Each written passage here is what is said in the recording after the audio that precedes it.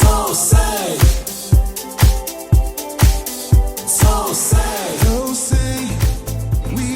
So if you have, you're going up the steps and there is a low-hanging step or a low-hanging fixture, make sure you put the sign there. Some people, not everybody is 5'6". Yeah, people are taller than 5'6", so there are people 6'4". Don't get them injured if they're on your premises. Are you aware? Here's something else you might want to take down. Every employer, every place of work, every shop must have what? Public liability insurance. Please put that down. I can't tell you about Nigeria per se, but I can tell you in the UK, if you have nothing else, have that. Because if you don't have that, the person who comes around, you don't have public liability insurance. That means if someone comes into your shop and they fall or they get injured, they're going to be taken care of. That's what public liability insurance means. If a visitor comes in, if a parent comes onto your premises, if anything happens to them, do you have the insurance? As I said, in the UK, the place will be closed down immediately. No Edjo, no Désolé, no nothing. It's simply, you don't have it. When you have it, call us, we'll come and reopen. Danger of slippery floor. If you have children coming to school at a certain time, that is a good sign to have to ensure that your children arrive safely. I said to you, what are the three main policies we're looking at? Let me just, see, this is my first test for you. I said we're looking at three main policies. Tell me, who's going to tell me number one, or any of them? Health and safety policy, that's what we've just looked at. Good. Number two.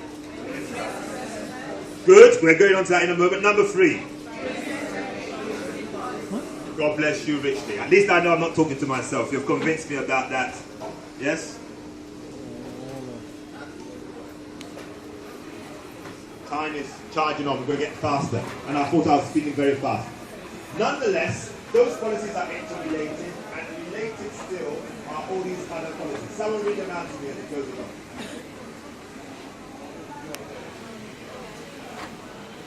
Which of them am I reading? All of them. All of them, okay. Yeah. Child on child abuse, first aid, mental health and well-being, online safety.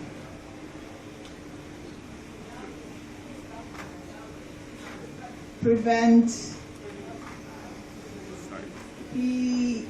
psych.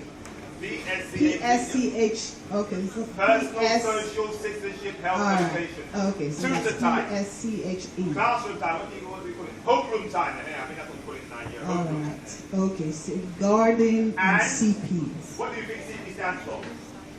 Safeguarding and... Someone say it, please say it, please, Dana. Child protection, thank you very much. Safeguarding and child. Let's clap for our reader, please.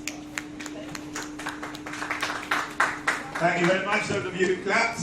Child on child abuse is not only from home or that stranger, often it's not even a stranger, that may abuse a child. Your first aid policy is closely allied to your health and safety policy. Again, closely allied to your mental health, or linked, if you will, to your mental health and well-being policy.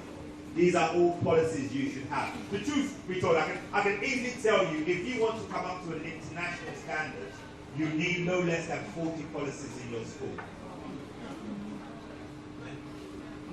Not all of them have to do with health and safety, but a number of them impinge upon it or have links to it. Okay? Prevent is one that we would still, even in our society here in Lagos, in the Southwest, we still need to be aware of. Anyone could be radicalized. It could be a member of staff, it could be a student. How do we prevent people from becoming radicalized to the extent that they feel they may want to harm themselves or others? That's what prevent is about. Pick up the literature, read it. It's good reading. You have your tutor time. Hand up in your school. You'll talk to them about hygiene.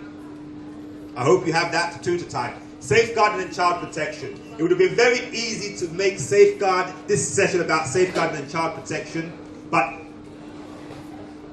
a lot of what happens in this country, you may not even know. And even if you probe, you may not be told about safeguarding and child protection. So whilst I'd say please find out what's in the document, and I'll show you a document produced by the Lagos State Government which talks just about safeguarding and child protection in a moment. But I would say the three ones which concern us today, because one of the reasons why, if I said to you, what's one of the reasons why we're having today's session? What makes this session topical? You know what? I actually pray that this session doesn't become topical, or no longer remains topical, or so relevant in terms of scenarios which have played out. So I'm asking you a question, a genuine question. If I said to you, why are we having this session? Why do you think, Mrs. Ogunde, why do you think Edu Mark said, let's have a session on this rather than have a session on AI? What do you think? What has been in the news in the last months about schools? Sorry? Talk to me, you know, I'm sure you know about it. Okay, I'm sure you may have heard of a school where somebody was taken to the hospital, where maybe someone passed, or maybe where there was bullying 2 years ago. This is the reason why we have to keep going through this. As long as these incidents keep happening in our schools, international schools, public schools, we have to keep revisiting this topic until every child is accorded an optimal level of safety. Remember, accidents do happen in the home.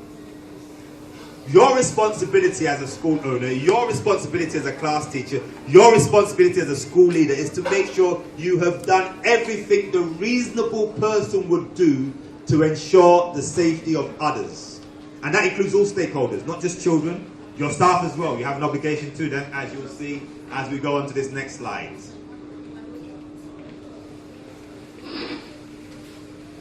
Okay, so far we've looked at which policy? Health and safety, thank you very much. Next policy we're going to look at is? No time to waste, we move on.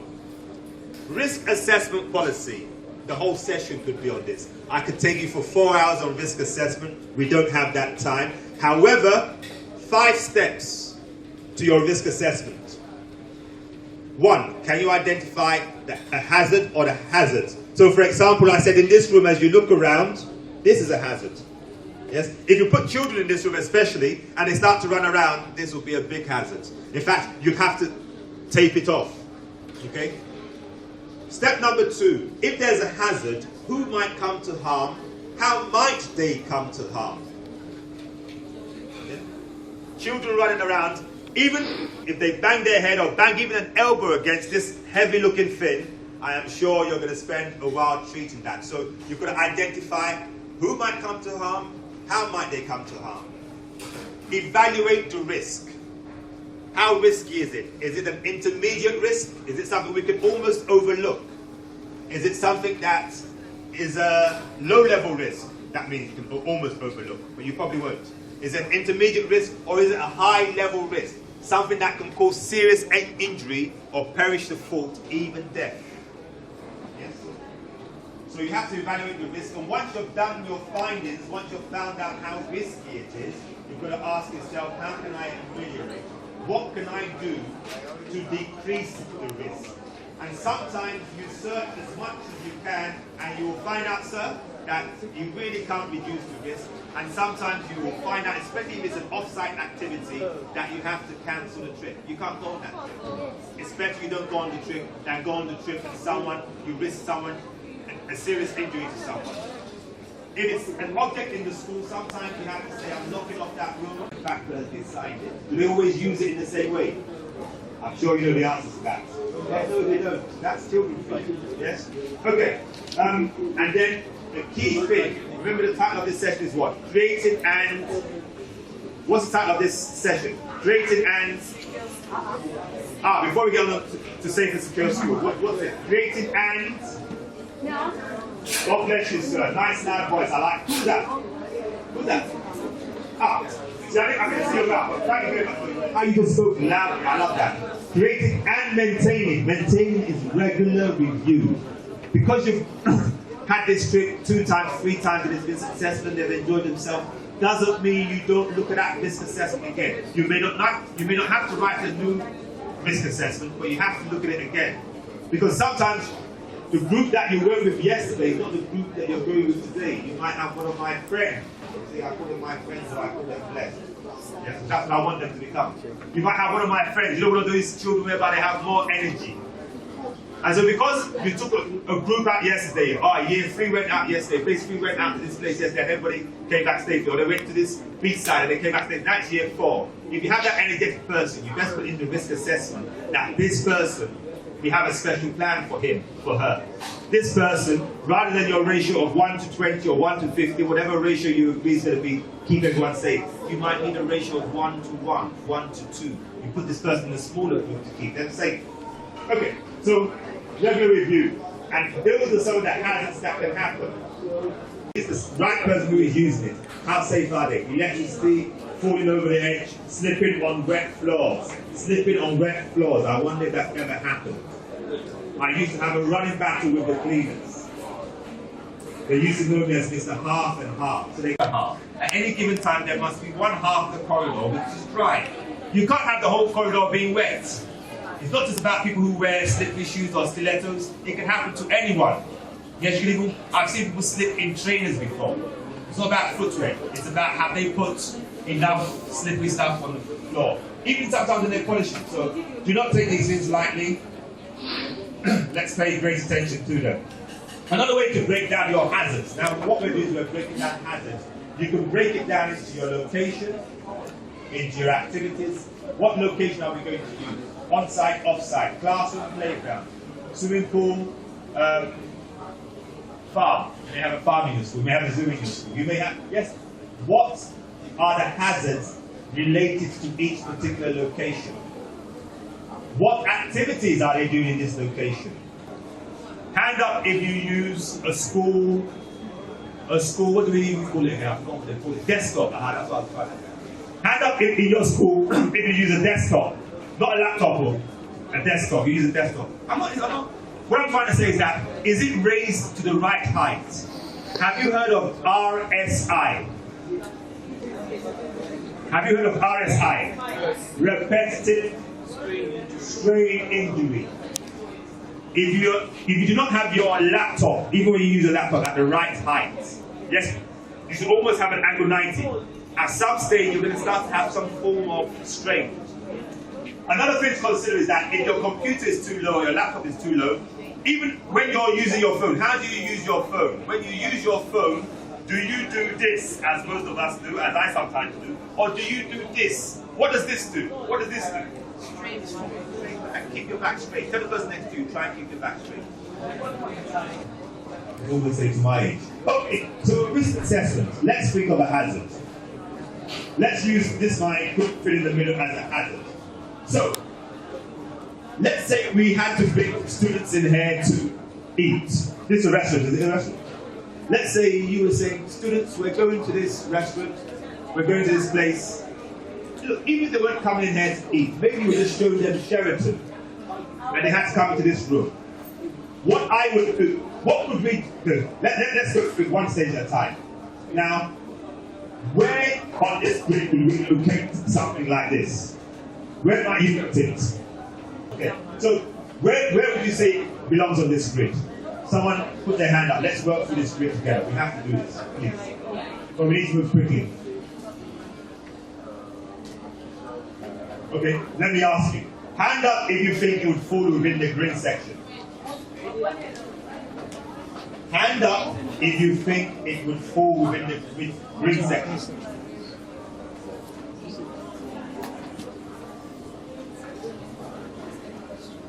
The question again. This is our object. This is our hazard. Okay, let me even start with that. Do we think it's a hazard or do we ignore it? If 20, it's like, tell me 2 or 3 things we can do to reduce the risk of any of our basic 4 students having an accident with this. Yes, sir, 1. Good. Anyone else? Somebody else about to say something here. Right there. We can put a kind of sign to indicate that something like that is there. Let's clap for that as well, please. Please, let's clap. Yes?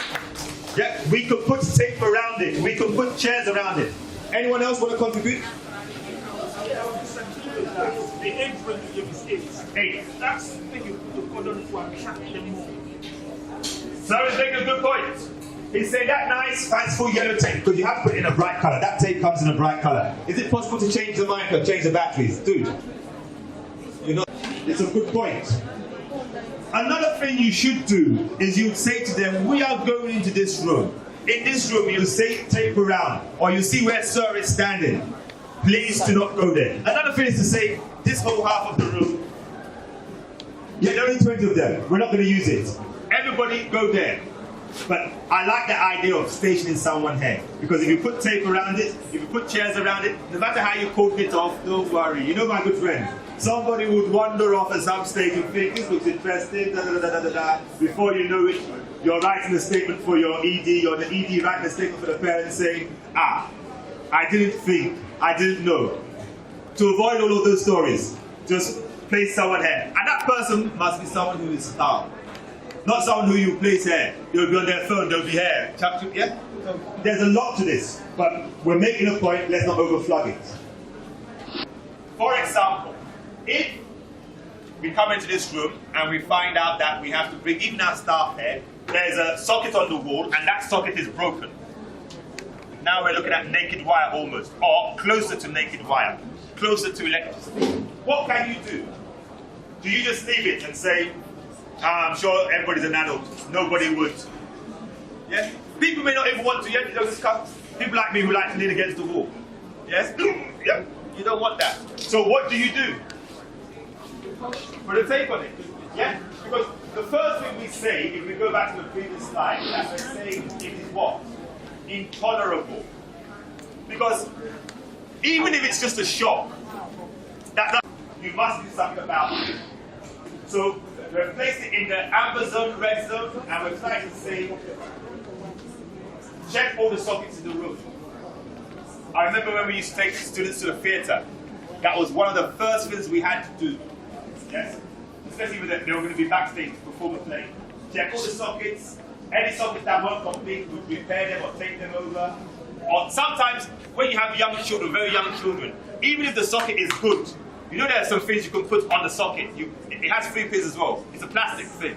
You push it into the socket, so that way, it takes someone physically having to remove it. Yeah? Because young children, they see, this is a hole. All they want to do is they're going to put, I've got something in my hand I can go into it. They'll put it in. Save themselves the hassle. Do I have a microphone or do I have to do that? Okay, and the responsibility. Whose responsibility is it? So, next question for you. We have to do one or two. This is the most important slide, if you ask me. This is one of the most important slides. So the question I'm going to ask you is, where did you go for your short break? Just tell me the room. Shout out the room. Where did you go for your short break? Most of you left the room. Most of you were not in this room for a short break. Okay, where did you go for your short break? I'm asking, where did you go? Okay. Today, where did you go for your tea? Is it tea? By the poolside! Hand up if you went by the poolside. I've been to the poolside today. Hand up, don't try and say, this man's going to ask me a jam question now. What's in my hand? Hand up if you went to the poolside. Sir, did you go to the poolside? Okay. Tell me, if you were to bring your children to this poolside, if you were to bring your students here, you have to come with an expert. So you would start the fitness form, you would say, that lit category stands for what? What did we see on the picnic page? What's the activity? What's the location? That's what I call it, lead category. Okay? So, what's the hazard? No lifeguard by swimming pool. What's the initial assessment? What will we put it? Green, yellow, amber, or red? Red, definitely red. We've heard of too many horror stories. Yes? One of the horror stories includes a very famous school. They had actually left the swimming pool. They were on their way back to school. And someone said, where is? I know. When I heard it, that's what I said as well. That's what I said. And they went back. Where? Until someone got in and looked under. Guess how many minutes? Well, don't even guess. You can already tell. They've changed. They've gone on the bus. They've gone. Count them in. Tell the person next to you. Count them in. Count them out. Tell the person that you cannot count them enough times. And I've been in charge of students here. I would be counting them. I'd know how many in the room by now. I'll be counting them. Yeah, because whilst they're here, it'll be my responsibility. I need to know how many I'm looking after. Okay? So you'd have filled in that category. No lifeguard in the swimming pool. The risk is intolerable. Your initial assessment, that's intolerable. Next question is, what counter actions can you take? How can you ameliorate it? How can you lessen the degree of risk? That's your next question. So start to suggest to me, what can we do? How can we reduce the risk in this case? What's the simplest thing to do? Let's say there's no lifeguard. So, get one. Come along with your own lifeguard. The truth is, for students, for swimming, I can take you through a whole session on swimming because I have a level 3 not lifeguard. I have a level 3 coaching certificate. It's one of my things. I swam in Nuga. I won't tell you which Nuga before you really know my age. I swam in Nuga, so yeah, University of Ibadan, 50-meter pool. Yeah? So I can tell you chapter and verse. But not only am I a swimmer, I'm also a coach. Yes, if I have one more certificate, I'll be good enough to coach national teams. Okay? So swimming's a passion of mine. There's a whole degree. I can tell you what temperature the pool should be. I can tell you what air temperature it should be before you get into the pool. The temperature when you get into the pool, depending on if you're doing strokes up and down, if you're doing left, if you're doing width, or you just have a leisure swim. There are different temperatures the pool needs to be at. But we can't go into all of that. But for our purposes, I hope you're getting an idea of how we can fill in our risk assessment form. Any questions on this form? This is one of the most important slides. Any question on this form in front of you? If I put this form in front of you and I say, can you use it? If you think you can use this form, put your hand up so I won't overflood it. If you think you can use this form, if you were given this form, put your hand up. If you can't hear me, you can hear me. Okay, I'll just check it.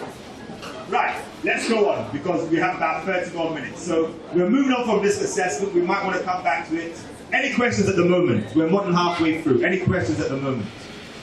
We're going on to our third one. Any questions at the moment? I hope we're not thinking of lunch already because Mrs. Ogunde has told me that I can give you a test before you have your lunch. You have to pass the test. It's the test that's qualified you for your lunch. Okay, so trips. What are the expectations? There are expectations on the school owner. There are expectations for you as principal, Mr. Principal, Mr. Vice Principal, Mrs. Principal, Mrs. Vice Principal, proprietor, proprietress. There are expectations.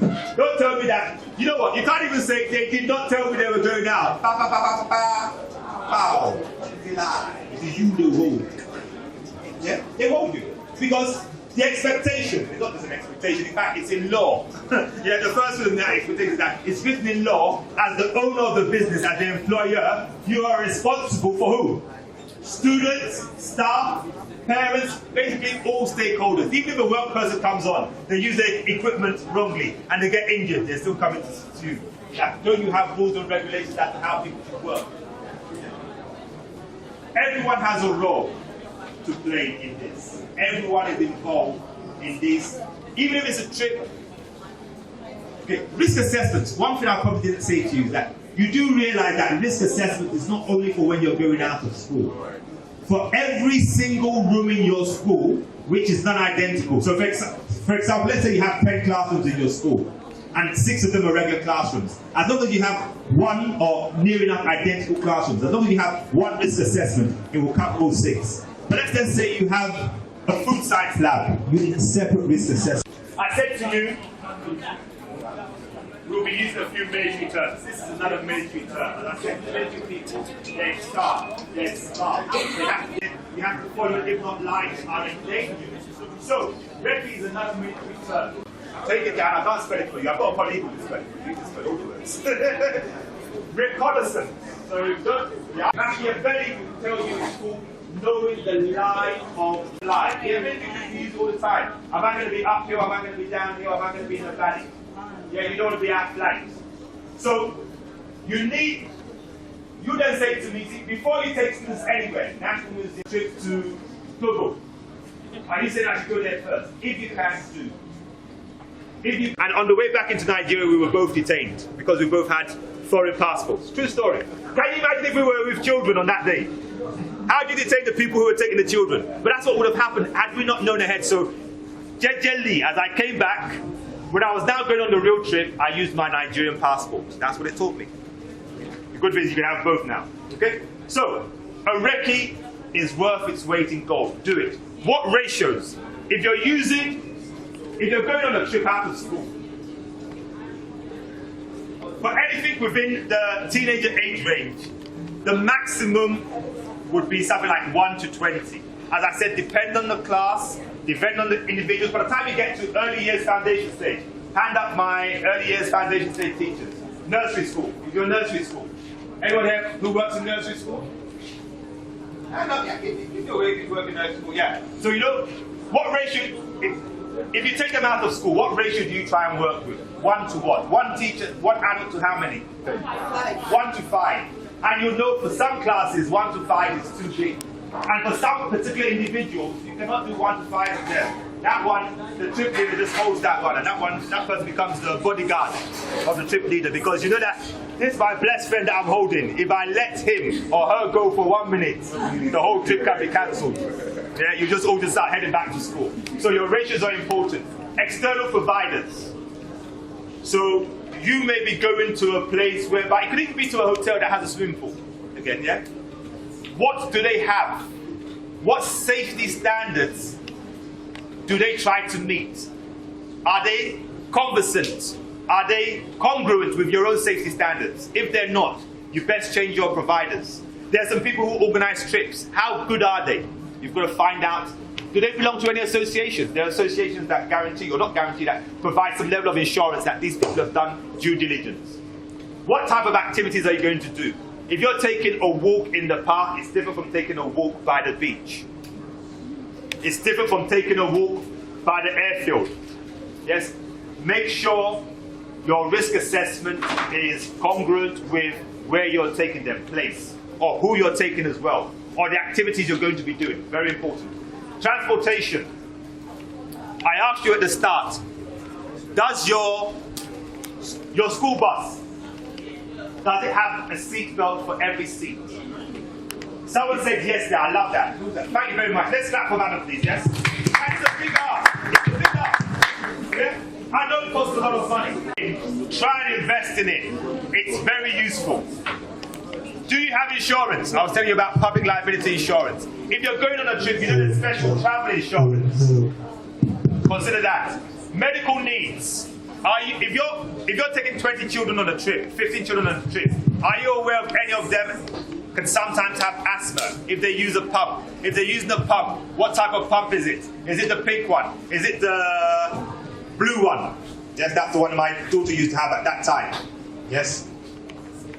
Be clear about the different people. Are you taking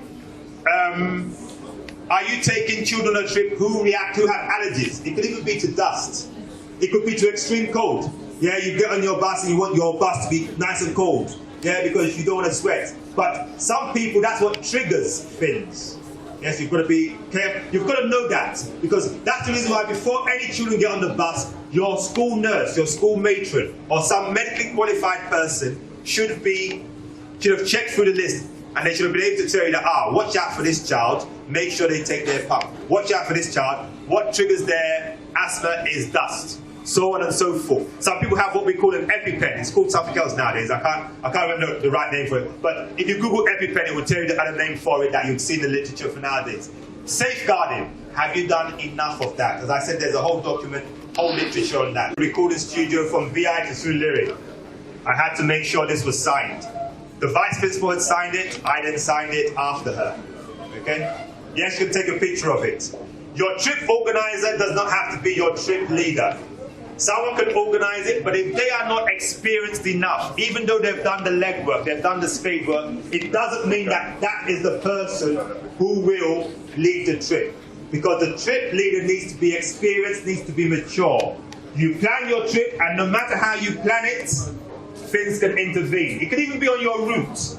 You're taking 3 buses along. You wanted to go down Ozumba, and by the way, you wanted to go down Herbert Macaulay, and suddenly you're going along Herbert Macaulay, and you get to Sabo, or you get to Alagomeji, and there's a diversion.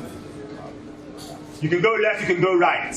Who decides if you go left or if you go right? If you go to Loco or if you're going to go towards, you probably don't know that area. Yes, if you're going to go towards my old school. So you need to nominate your trip leader. You need to let everyone know who is the trip leader. And if that trip leader says, this is what we're doing, it's not a time for debate. It's not, because sometimes you have to make decisions on the spur of a moment. And you have to make sure, and those decisions have to be followed through quickly before the window closes. Yeah?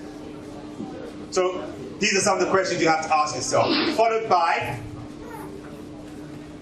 of course you must know the total number of students. I'll tell you another anecdote. We once went on a trip to ShopRite.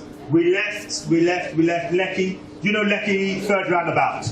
Ikati, Nikkei Art Gallery. We left there and we went to ShopRite.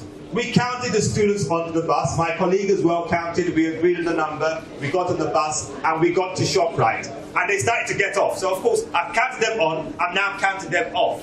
We were -1. What's happening?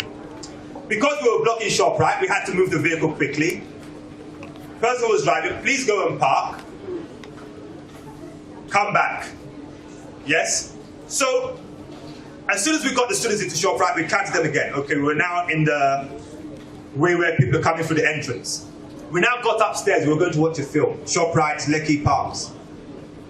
People, line up, give me a straight line. Count them again, 1 less. How can a student disappear in a 10-minute journey? By this time, the person who drove the bus, Austin, do me a favor, go back, check if there's anyone in the bus. He now came back with Tony. God bless Tony. God bless the guy. Tony had fallen asleep. Students, as they do, they got up, they left him there. They were excited about the film they went to watch. Tony was on the bus. Can you imagine what would have happened if we went to go and watch that film and we had not realized that Tony was still on the bus? True story. Count them on, count them off. Count them. You see, there used to be a time as I used to walk around the school, I'll stop a teacher I see with children and I say, how many children do you have? And you know what they used to tell me initially? Around, I said, no, don't around anything. Don't around anything, don't about anything. If it's your child cannot be around about. You need to know where your child is. Yes, and if you have seen mom, especially mom will bite you. Yes, if you start to tell her that, I fought, don't think, because mom will just attack you, and rightly so. You need to be precise, you need to be clear. I have 12 students with me. You can't have 12 and a half, you can't have, yeah? You don't do half in terms of children. Whole numbers, integers. Okay, so it's very important that even when you're going on your trips, there are a number of things you have to take, your medical equipment, your comfort equipment. If you're taking young children, be aware of toilet stops. Plan for your toilet stops. Thank you very much, I'm being told I've got 10 minutes. So we're more or less finished the main policies. I'm going to try and rush through the rest in 5 minutes. I saw this on the internet, I thought this would be good. 5 layers of school safety. Emergency management. Sometimes no matter how you plan, there's an emergency. Yes? As I said, it could be a diversion in the road, it could be a bus breakdown, you're getting back to school late, it becomes an emergency. Okay? We once had outside our school, the main wires, electricity wires, they came down. Those pylons, they came down. That took a whole day to deal with. I can't tell you the story now. Staff training. If you've trained the staff right and you have constant training, even though they come across an unfamiliar situation, they have a good idea of what to do. Common sense plays a large part in this. Common sense. But training and scenario planning. What did I say? Scenario planning is very important. Okay? And that's the exercise we're talking about. Do you have lockdown drills? Do you have fire drills? Yes? What hardware and software do you use to help you with this? And positive school culture. It's very important. Here are 2 publications. I'm saying 3 publications. I'll tell you why I'm saying 3 in a moment. Hand up if you have either of these publications. Hand up if you have either of them. Before. Okay? If you don't have it, again, you produce a lot of this literature. And you can see it's to international standard. A friend of mine is the one responsible for this, Dr. Bissing, that's what I'll call her. She has a safety commission and the Lagos State Safety Commission, very important. Okay. The other one is your emergency numbers. Let me move on at pace. I'm on a timer here. I think I have about 7 more minutes. It should really be 15 minutes. 6 questions for you, just by way of checking out now. We're starting to check out. Do students look forward to coming to school? Because as you saw in the previous slide, you can have all the training, you can have all the literature, you can write all the policies, you can write all the standard operating procedures, you can have all the systems. This comes from the heart. What we're dealing with today comes from the heart. That's why I started this seminar by saying, if you do not take care of your own safety, how are you going to take care of the safety of others? If you get into a car and you can't remember to put on a seatbelt, how safety conscious are you? How well can you permeate safety in your school? So a lot of it has to do with culture, and the culture is often set by the top, people at the top. Therefore, you then have your ambassadors who then run with your vision, run with your mission, run with your values. If this is your school, give me a clear sign. Do students look forward to coming to your school? So they don't look forward to coming to your school. Put your hand up now. Do students look forward to coming to your school? Put your hand up. Thank you. Okay? Even if they look forward to coming to your school, that doesn't mean your school is a safe school. But at least it starts to give you an indication, if all students look forward to it, that maybe there is less bullying. It's not the only sign, yeah, but there are other things to do. Is cleanliness the responsibility of the cleaners, especially those people who work in private schools? And the cleaner will come along. Do you know how I dislike that comment? The cleaner will come and do that. In your days, which cleaner came to do that? What are you teaching these children? I don't care if they're back. You used to come, just even in the UK, she used to come into my class and she just used to chat with me for 15 minutes. Rather than clean the class for 15 minutes, she'll chat with me, because as it was at the beginning of the day, that's how it's going to be at the end. And it wasn't always that way. During my teaching practice, the class had left, year 8 girls. And then my supervisor, who was grading me, she said, the first thing we need to do before I even give you a breakdown as to how the lesson was let's tidy up. Paper on the floor, chairs out of place. But after that, I got the idea. I got the memo. Yes, I read the email. How valued is respect in your school? Do staff respect each other? Senior staff, do they respect staff that report to them? Do teachers respect the students, or are students only to be seen and not? Are they completed? How calm are you? Does calmness reign in your school? Can it be described as an oasis of learning? You get that idea? You get that picture? Oasis of learning? That's what one school where I was, that's what it was described at. So we used to walk around. Oasis of learning? Yes, there was calmness in that school indeed. It was a Catholic school.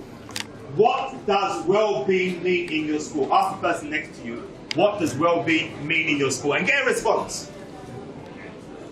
Ask the person next to you. People. Is portable equipment in your school. So this equipment here that they put up, the TVs, that's portable equipment. It wasn't here yesterday. It might not be here tomorrow. How stable is it? If someone brushes against it, I like that term, very nice. If you brush against it, is it going to fall over and hit someone?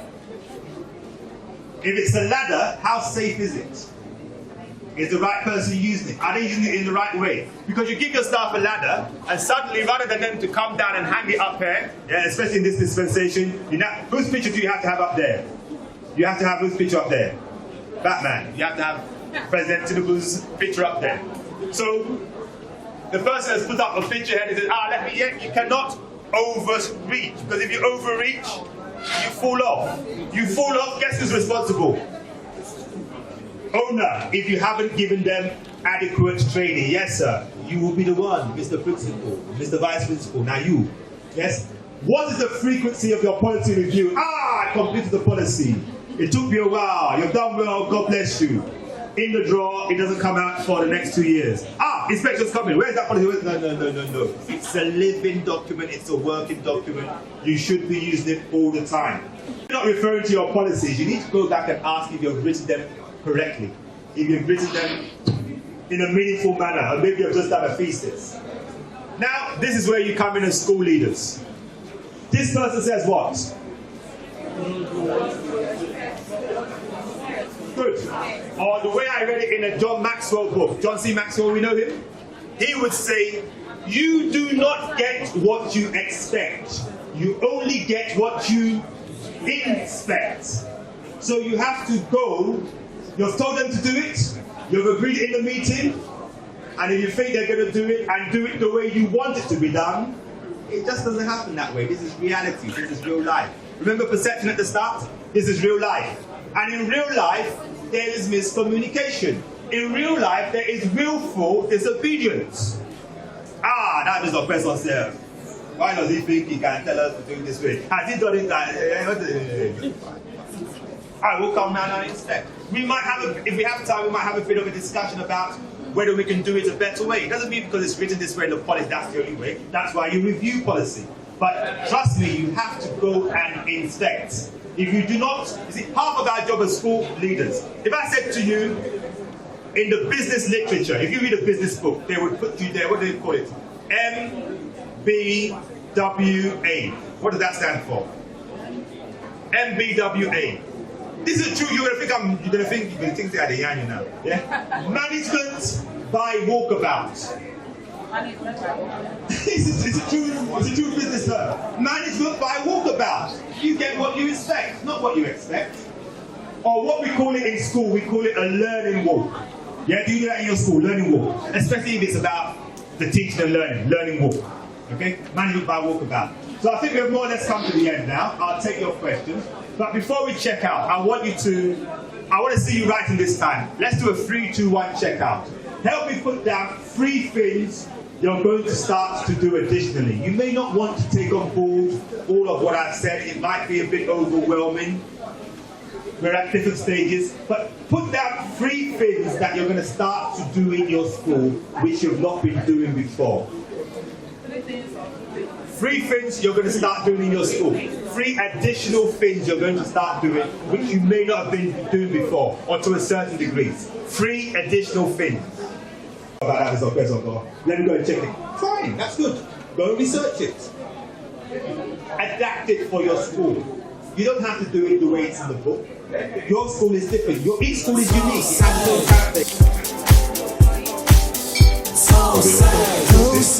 character.